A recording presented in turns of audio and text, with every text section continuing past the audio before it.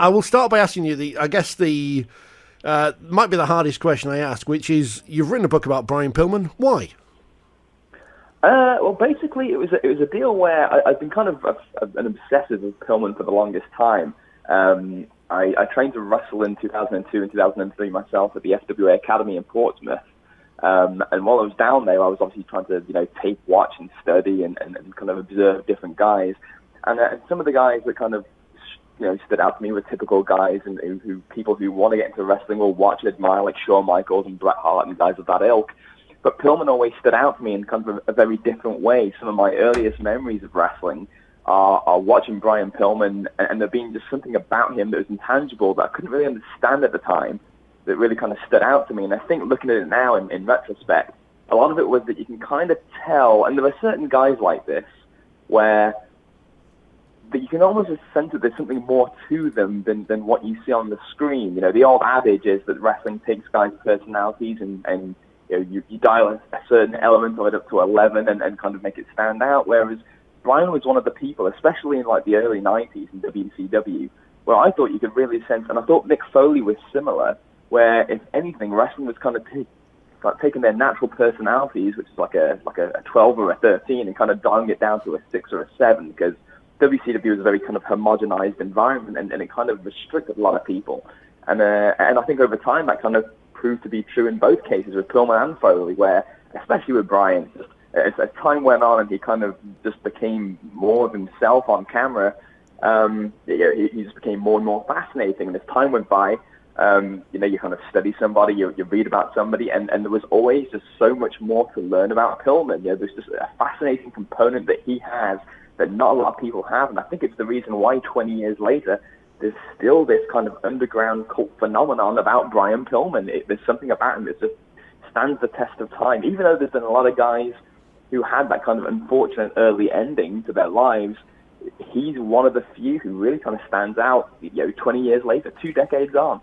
You mentioned the early 90s WCW, and you're lucky because I've listened to your podcast, The Squared Circle, Gazette Radio, and you lived in an area, or live in an area where you could watch WCW on ITV. Here in Yorkshire, we didn't get that option. We just used to look in the TV magazines and look on jealously to the other regions. Oh, really? Yeah, no, we didn't get WCW. It was on at 3 in the morning in Granada or Central or whatever, but in Yorkshire we never got it. So my first exposure to Pillman, if you will, which is probably a bad choice of words when we talk about his ECW run, but it was Super Brawl 1.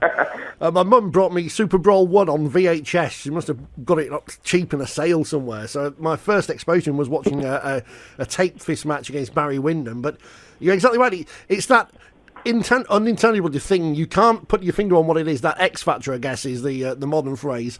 There was something about Brian Pillman that made him so watchable, even in terrible situations.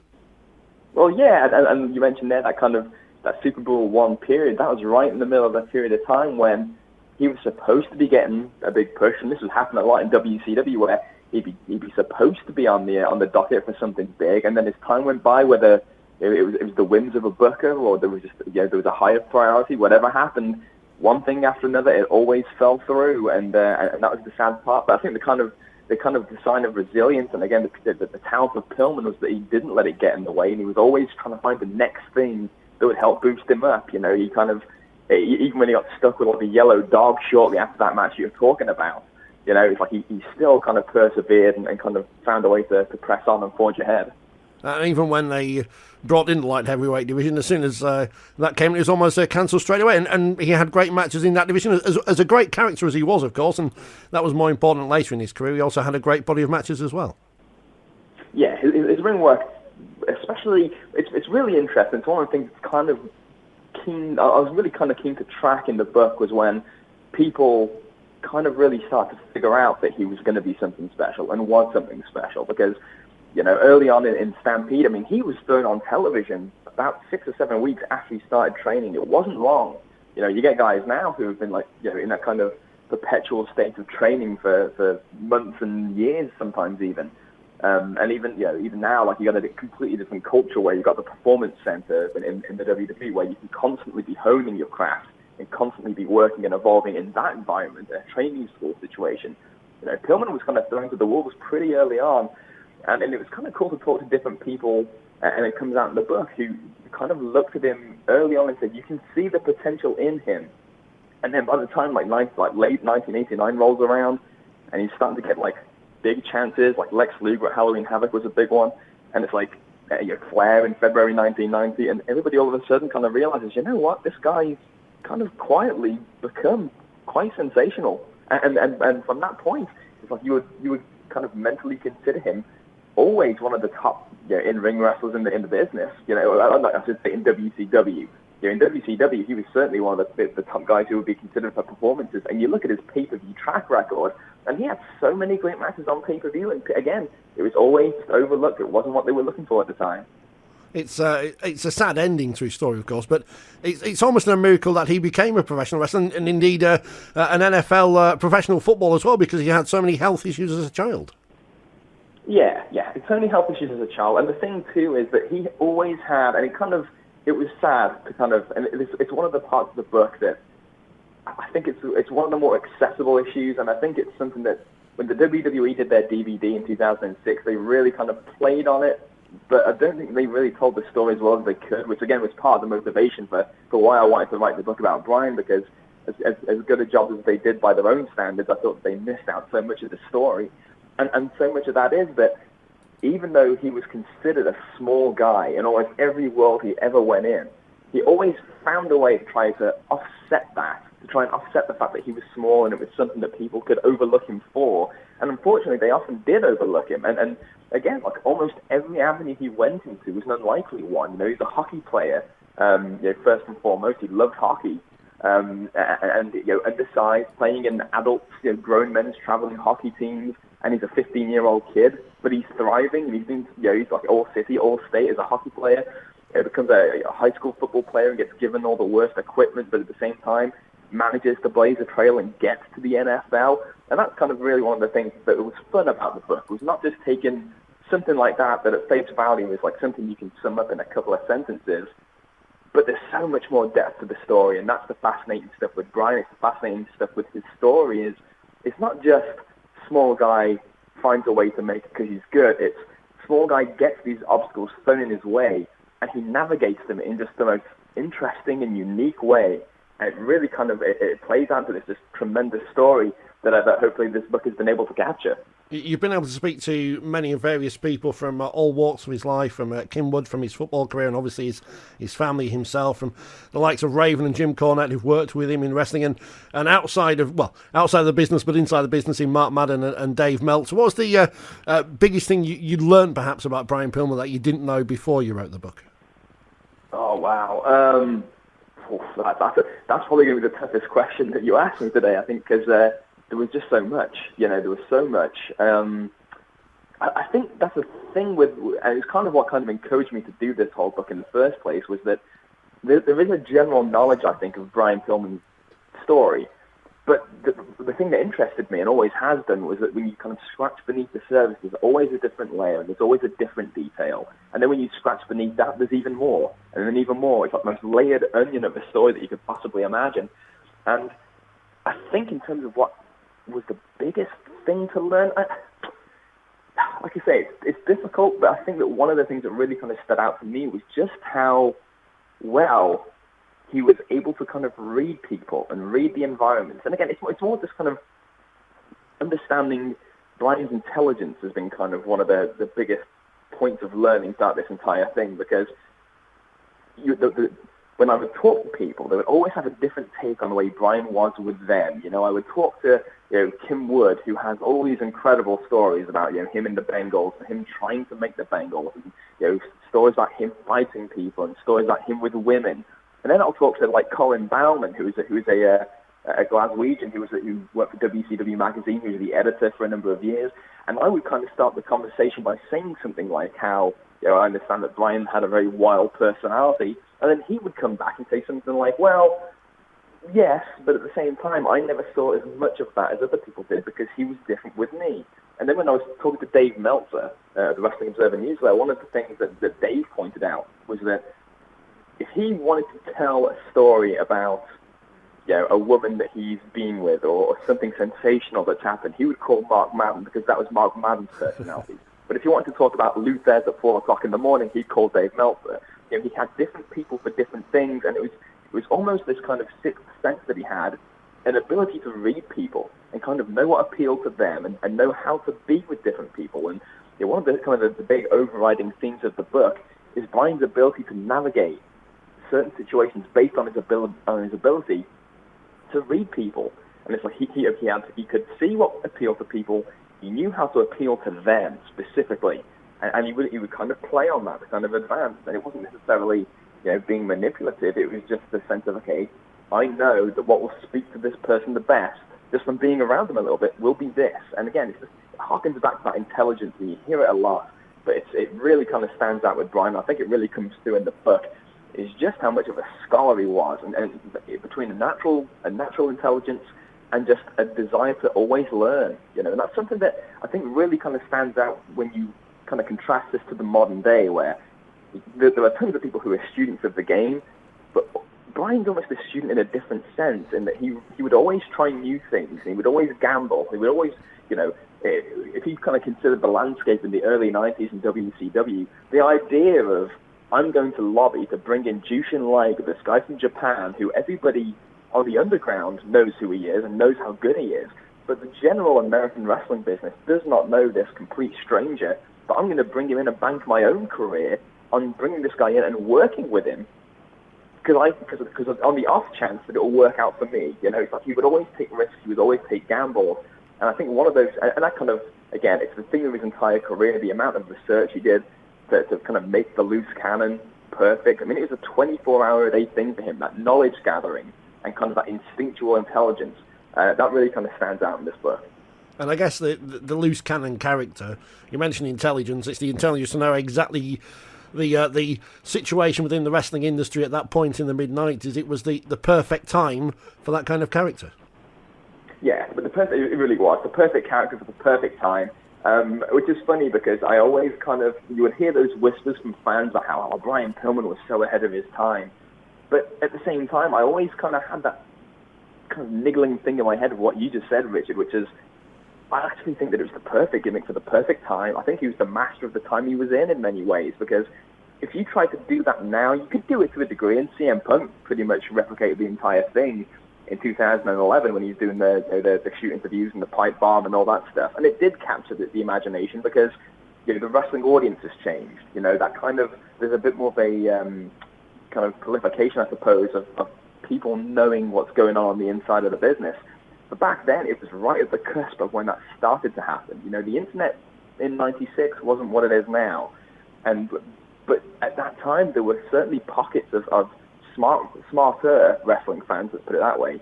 People who knew what was really going on and kind of understood how the backstage machinations kind of worked, and there was a desire to kind of learn more and a desire to know more from the fans.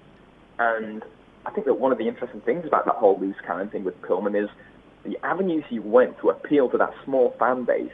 And by percentage at the time, it was a small percentage.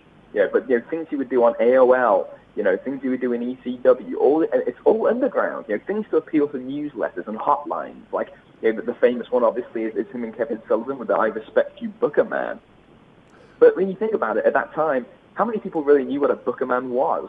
You know, by percentage. He said it now, a lot of, you know, the percentage is way higher. Back then, the percentage is minimal. But again, it all ties into the intelligence of Pillman to kind of understand that even if that percentage at the time was really small, that percentage was a very, very loud voice at the time. You know, because WCW and the WWF are right at the start of the Monday Night War. They were Raw and Nitro head-to-head every Monday, and neither company had broken ahead yet. They were very even. It was a level playing field, and both sides were looking for anything to kind of indicate that this, you know, if you go in this direction, this will push you ahead a little bit further. And all these avenues that Pillman took was a calculated attempt to get all these people talking about him, so that whether it be Bischoff or McMahon, even if they weren't completely listening to those fans, they could still hear them. They could hear the noise.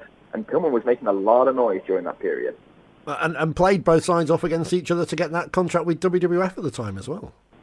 Which is brilliant. It's one of the most brilliant things, because he'd always had, I mean, the thing is with Pillman, he always did get pretty good contracts. relative to, I think that's kind of one of the unspoken, not necessarily needed to be spoken things is not like he was ever getting shortchanged in his deals. I mean, when he got first signed to WCW, he was getting $2,000 a week, and for a guy 2-3 years in the business at that point, $2,000 a week's pretty damn good. I mean, that's like, he got to a pretty good level pretty quick. Kip Fry offered him $225,000 a year in 1992. He got pretty much that same deal for the next 4 years. And then when he finally came to that loose can, he wanted more. He wanted a bigger contract. And you could argue that he probably deserved and probably should have had a bigger deal earlier than he did, because obviously he merited it, certainly. But it was that thing of they weren't going to push him to the top. They were never going to give him a chance. And he had to find a way to make his own break. And I think one of the big things that he was able to cotton onto, and I think a lot of guys did, he wasn't the only one, but he saw Luger, and he always had that thing with Luger, and I'm sure you've heard it before, that he resented the fact that Lex would always get big contracts no matter what the situation. He always managed to find a way to play the situation so well. Like it started back in 1987 with Lex, when Jim Crockett's offering him $350,000 a year based on potential, because there's a fear he was going to go to the WWF. In 1995, that first Nitro, Lex Luger was kind of considered a bit of a WWF washout. He failed as a top guy in the WWF, and Bischoff initially didn't want him until he saw the value of the shock move to establish Nitro. All of a sudden, he was so valuable, and Bischoff kind of went against his own initial small offer for Lex, and really kind of threw a lot of the cards on the table and gave him a huge offer. And Pillman just took one look at that and couldn't believe it. It's just like, this guy's just proven that he can't play at the big level, and he can't deliver, but you're going to give him a big contract anyway, and therefore he's going to get treated like a top star. And that was obviously Pillman's big thing. It was something I was kind of trying to get to the bottom of when I was interviewing guys. Like, was it about, because you always hear that Brian was very business-oriented. It was about the money.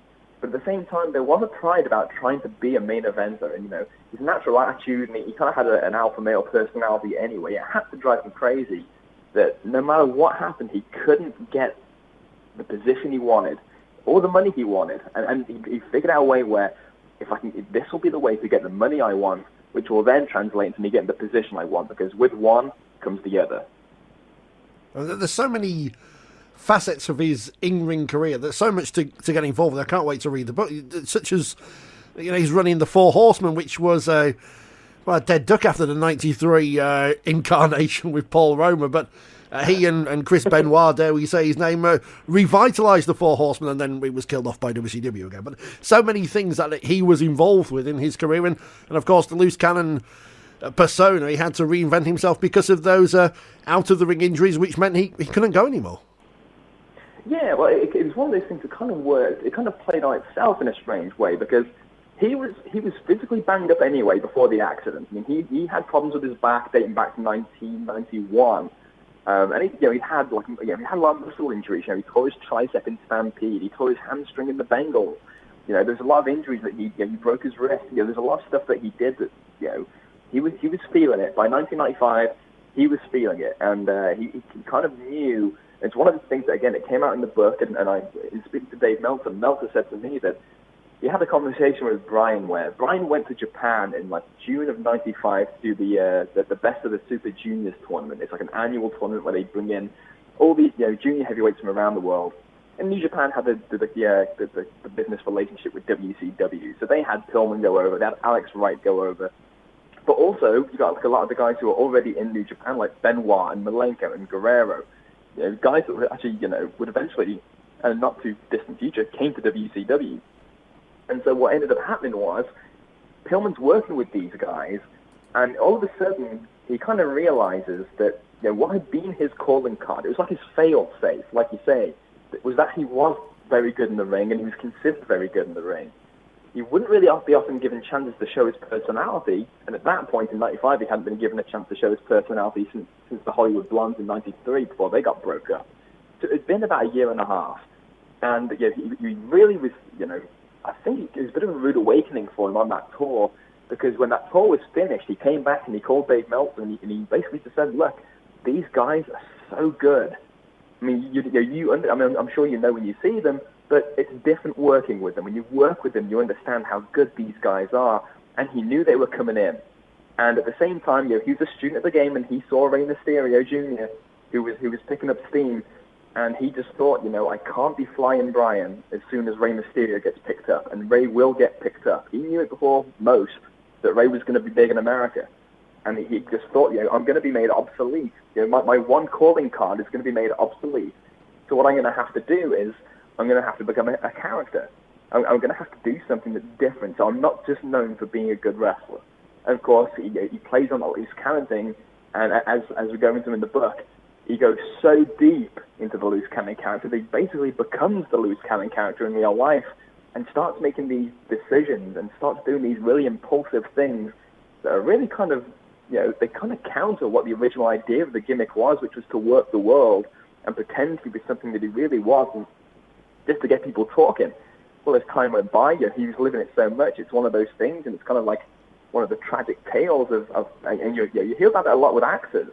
Heath Ledger was similar when he tried to be the Joker for the Dark Knight, and he ended up researching the character so much that he put himself in a depression. It's like you read about that kind of thing a lot, and it happened with Brian, where he had a lot of traumatic things happen in his life, but he ended up pretty much kind of diving into it. I don't know if it was escapism. I don't know if it was just he was so obsessed, and he knew he was onto a winner. But he became the loose cannon in real life very much, and then when the accident happened, which was kind of a direct result of that, it was one of those things where, like you say, he had to ramp up the loose cannon element of his act because he couldn't really do anything in the ring anymore. It's such if he thought he was going to be limited compared to the likes of Guerrero and Mysterio, he was limited by anybody's standards after the Humvee wreck. He really should have. He shouldn't have come back. In truth. And I guess in terms of his WWF career, there's not really much to talk about. It's about in the ring, but out of the ring, obviously, there's the famous gun angle on Raw, which will be talked about till the end of time, and the fact that he has added a great word to the wrestling lexicon in someone's ankle being Pillmanized, which people still use to this day, which is a superb word, but obviously not the best of words. Well, and that was interesting too, because everything that was going on at the time, he was getting a lot of pressure from. He had self-imposed pressure anyway to come back. He hated the fact that. Really hated the fact that he had that injury when he did. I don't think there's any way, even in a book, to put into words just what other people had. So many people tell me that in conversations they had with Brian, he was distraught. He was just. It was one of those things where you can just see the desolation in somebody's face when they talk about it, because it's like this helplessness. And again, you almost kind of to overcompensate for that, they would do these things like, okay, we haven't had Pillman do all that much for the first 3 or 4 months of this contract. And the guys were talking about it, the wrestlers weren't happy, because they've been dealing with years of WWF's, peculiar contracts where you get given an opportunity and no guaranteed money. And here's Brian with this great, huge guarantee, kind of strolling the door and not really doing much for the first 3 or 4 months because he couldn't. And so what you would get in response is Vince would say, well, let's do something big. Let's justify it, which is kind of exactly what Pillman wanted all along. And then you get stuff like the gun angle, which is, like you said, is going to be talked about until the end of time. And the kind of strange thing about it is it really, at the time, it made a big noise, certainly. But it wasn't like it was something that really made a huge dent in the landscape, other than it got a lot of people talking for a few weeks. But at the same time, it's one of those things, again, it's bizarre, it's endured. Like you mentioned, it's going to get talked about forever, the time that Brian Pillman pulled a gun on Raw, live. It's pretty insane when you think about it now. Can you imagine someone doing that now? Well, it certainly gets. It'd probably be more negative interest these days than he would have done in the late 90s. Yeah. As we, although I guess if things get desperate, you'd hope they wouldn't. You'd hope they wouldn't. You'd hope they wouldn't. And again, 10 of the time, it was one of those things where, and it actually kind of goes a lot. It's almost like a strange. It feels like another world. If you're watching at that time, it really does feel like another planet to watch wrestling and kind of go back and look at the news in 97 and 98 and 99 in wrestling, and just seeing, first of all, how quick everything moved, and secondly, how almost rash so many of the decisions were, because week to week, it was like on everybody's mind constantly that we're in this war, and We need to find anything, whether it be large, whether it be small, we need to find anything that's going to help us along, because whether WCW wants to increase their lead when they took over at first, or whether WWF's trying to find a way to get back in the fight, nothing seems like it's working. I mean, that leads to a lot of the decisions, and pretty much was the crux behind, okay, the Raw time slot's changing, we need something big. Brian, we're going to have you pull out a gun on live TV. You know, it's like it's kind of it's a totally different world of thinking to now, where you've got 3 hours, and they'll put, you know, a lot of things on that really you think, what are they doing putting this in the main event? You know, now it seems like they don't really calculate things all that much, or put that much importance on 1 week. Back then, every week was life and death. I think, as we say often when we review Raw, we say it was on for 3 hours and some stuff happened, and that's about it.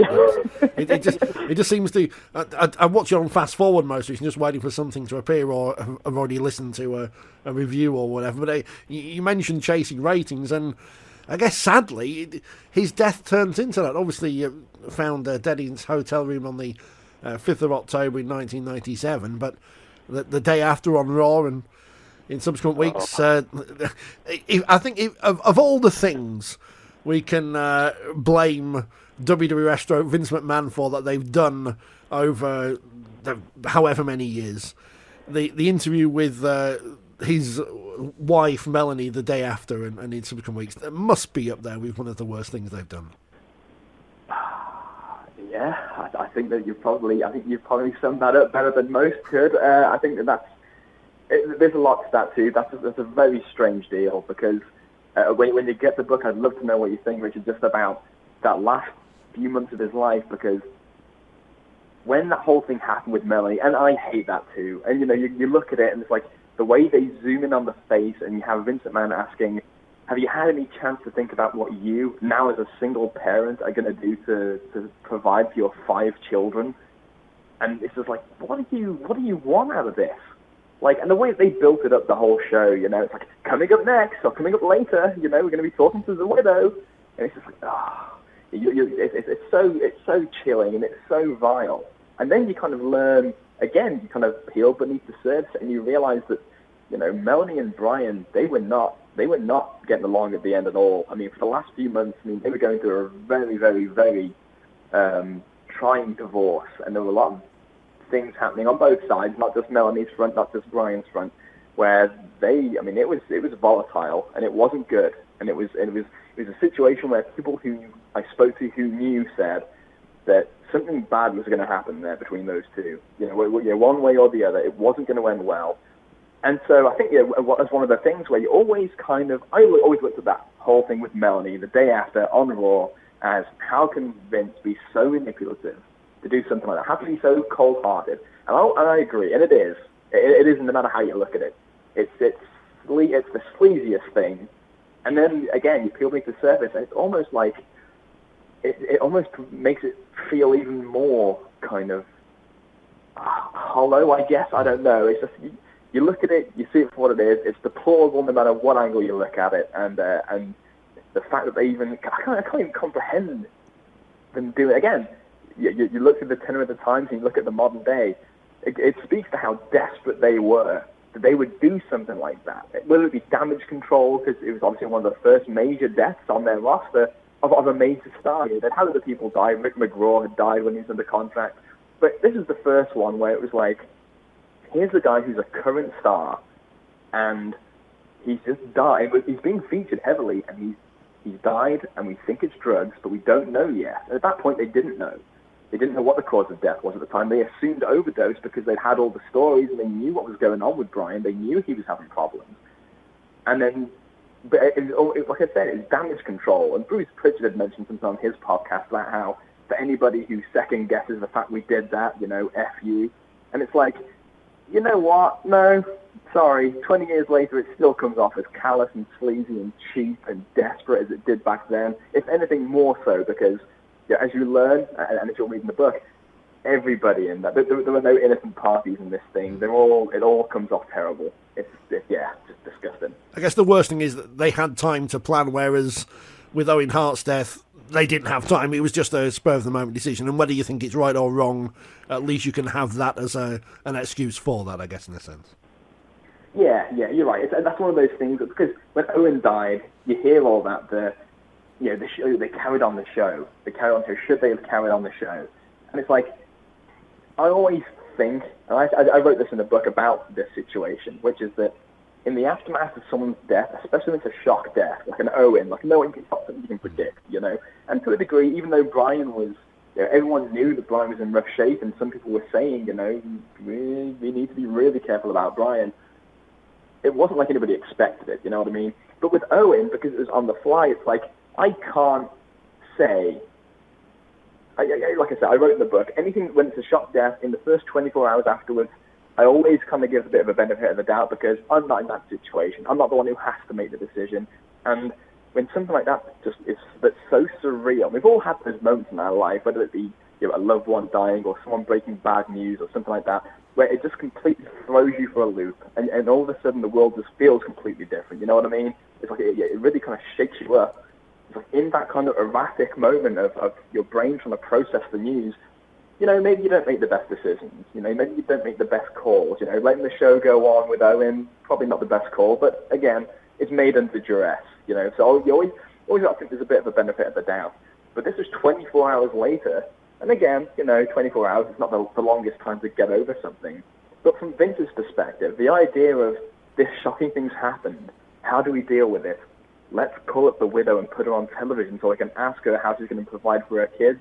That's the lowest of the low. And it is one of the lowest moments in the history of the company, I think. Thankfully, you would hope that things have... lessons have been learnt in the prior 20 years following Brian Pillman's death. What would you say would his legacy have been on the wrestling industry today? Oh, wow. Oh, this is the thing. I mean, one of the more kind of interesting and longest debates you can have is the what if, the what could have been discussion. You know what I mean? Like, if he hadn't died, where would he have ended up? What would his legacy been? What would have happened if he didn't have the wreck when he did? There's so many different elements to that you can really get into. You can spend hours talking about that and thinking about that. But when you actually look at the legacy that he did have, and 2 decades on, what legacy did he have? I think that you've got a lot of changes in the business that kind of happened with him at the forefront. And I think the thing that's kind of tough to gauge is whether or not those changes would have happened anyway, and he knew it, and he was just on the crest of the wave and knew that he was going to be the first, or if it was something that kind of came along because of what he did.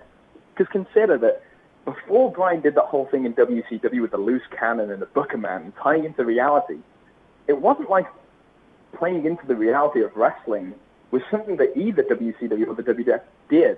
WWF at the time had dentists and pirates and school teachers and as gimmicks. WCW had the Dungeon of Doom, so everybody's still stuck in this mentality of we've got to play pretend. And ECW was doing stuff that was far more real and far more kind of to the cut into the bone type of stuff.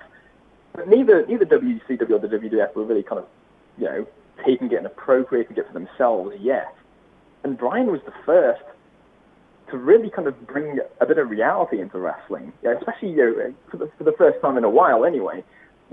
Bringing elements of he's fighting with the company, he's fighting with the Booker. We think that there's problems here. He's saying Booker Man and smart marks and all this stuff.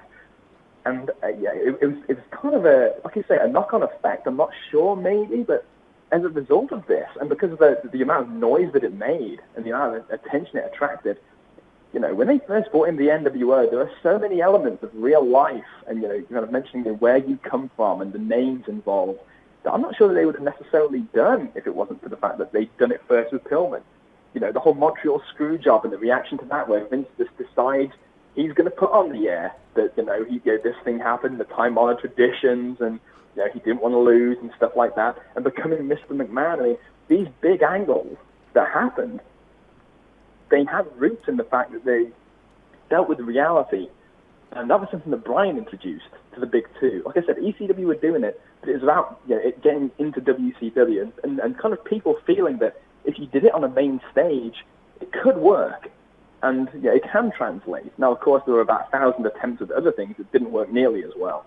But I think that when you actually kind of look at the influence of Brian, it's like you can look at the cruiserweights today and say, would there have been a cruiserweight division now? Rightly or wrongly, of course, they're not doing a great job with it. But would it have even happened if it wasn't for Brian pitching for the light heavyweight division back in '91? You know, would the cruiserweight division in '96 have happened if it wasn't for the fact that Pillman in early '95 was lobbying to bring it back and say, you know, I'll be a heel and build it around me, and we can bring in Benoit and Sabu, who had, you know, a big rep at the time in ECW. We can bring in guys from Mexico because he's a big lucha fan. He wanted to work with Super Astro. You know, you have all these different elements of Brian where he kind of, in an inadvertent way, it might have happened anyway, who knows, but he was right on the crest of the wave with so many things. And you look at right now where, you know, the size barrier has changed in wrestling. And it's one of those kind of sad things where you're like, and I think Raven in the book, he put it best when he said, if Brian had come along 20 years later, the size issue changed so dramatically, he'd have been a top guy. If he'd have come along 20 years earlier, he would have been on top of all the small territories because he was the kind of guy you could build around. You know, the old bookers used to say that the perfect babyface was a guy that guys wanted to hang out with and women wanted to be with. And that was Brian in real life. And it wasn't like it was even a character he had to portray. He had a very boisterous, gregarious, natural personality in the real world. And there's a lot of stories about that in the book too, which are just ridiculous. But in terms of the influence on the business, I'm not sure that it would look. I think it would look very different right now if it wasn't for Brian, because I think the size issue changed because of him. I think the reality in wrestling changed because of him. I just think it would be a very different landscape right now. I'm not sure how it would look. Life would be very dull if we didn't have what-if questions to answer, I guess. And the book is called Crazy Like a Fox. You must be very pleased, by the way, that Alicia Fox is wearing your book title on her T-shirts at the moment. It's a nice free publicity for you. I love the free publicity. I got to be honest with you, Richard. And it's funny because I came up with the I was considering about 5 or 6 different titles for the book until eventually it's like, you know what? It needs to be, because one of the overriding themes of the book is that there's this intermixing of good and bad in Brian's real and professional life. You know, it's like there's high points, there's low points, there's good, there's bad. He's intelligent, but he acts impulsive. He's a complex guy, but he can act very simple. And it's like I need something that really encapsulates it. So you know what, Crazy Like a Fox kind of says it all. I think that's kind of perfect. And then I make the press release. That's what it's going to be called. 20 years after the day of his death, we announced the book's coming out. And then about 3 days later, this T-shirt comes out that says "Crazy Like a Fox" for Alicia Fox. And I just, you kind of, it's like, well, you know what? If you want to billboard it, that's fine with me. Have you bought the T-shirt? That's the main question.